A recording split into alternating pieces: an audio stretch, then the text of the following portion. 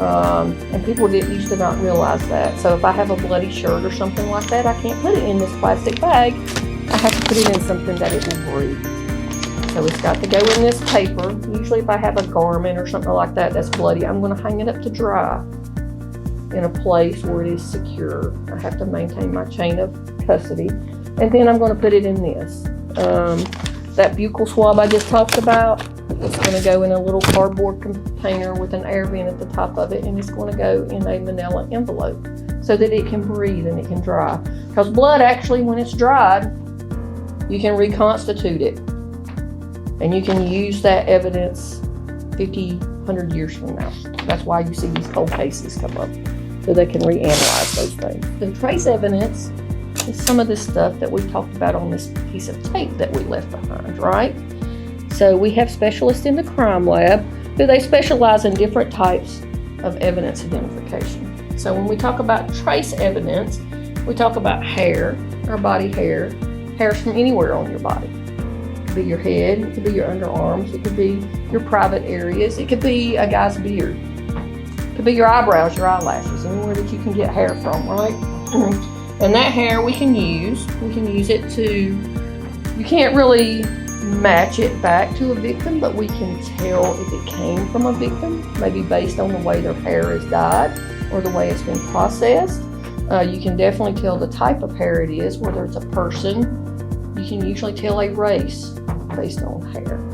The other thing that we can do with hair is if it's got a root attached. You know, sometimes people pull your hair and it really hurts and you come out and there's this little bitty white thing on the bottom of it. You can use the root of hair to extract DNA from.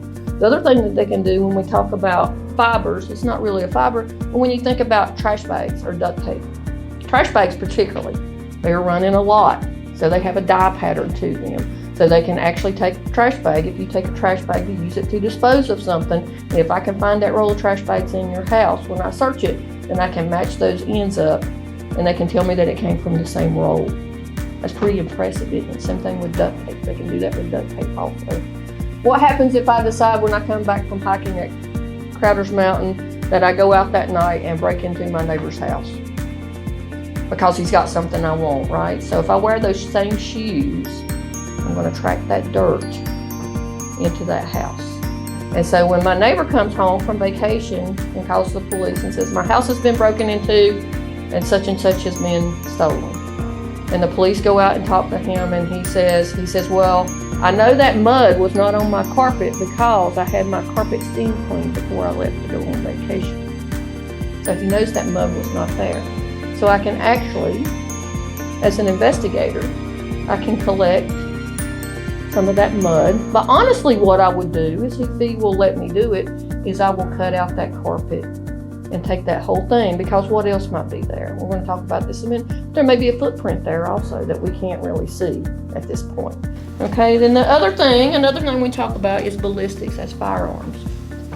So when a round is fired from a gun, it makes the barrel on that gun makes certain marks and striations on it. And so it leaves very identifying marks along the bullet and the cartridge casing on that gun. So if we recover that bullet from either a body or from a wall or something like that, they can take that bullet, and they can tell us what kind of weapon fired it based on their standards that they have in the lab.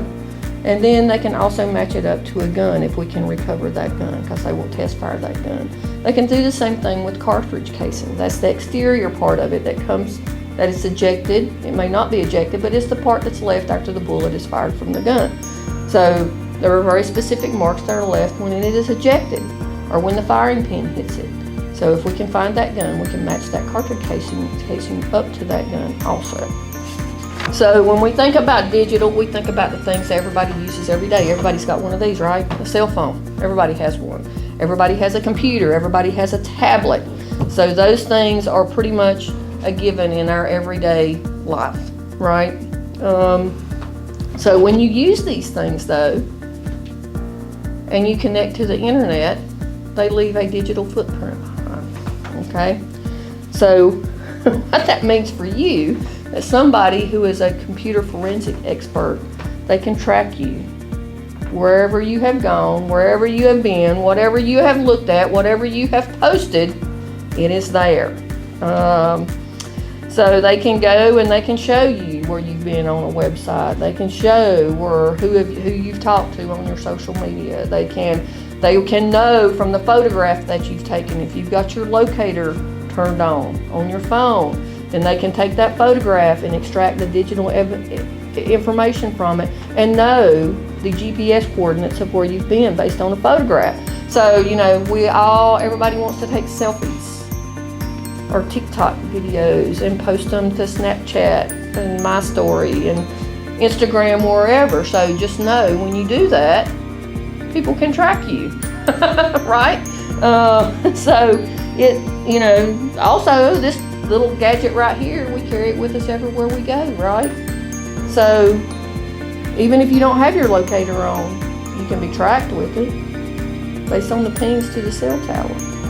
So, people think, well, I just have my phone, I don't have the locator on, but I will tell you, this thing will tell you where there's a way for us to get that information, and you can be tracked real time with this also.